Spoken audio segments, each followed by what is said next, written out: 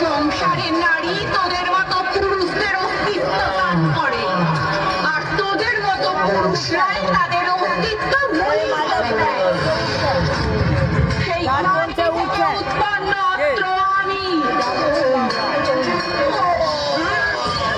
আর যে নারীর অপমান করে তার বেঁচে থাকার কোনো অধিকার নেই।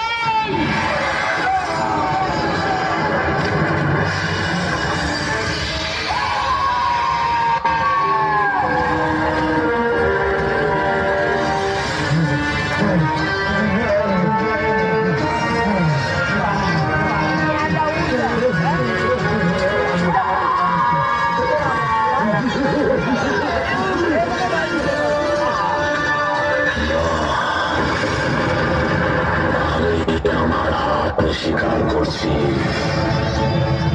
আমি আমার অস্ত্র ফেলে দিয়েছি, আর এখন আমি আপনাকে দেবী মেনে আপনার শরণে নিচ্ছি।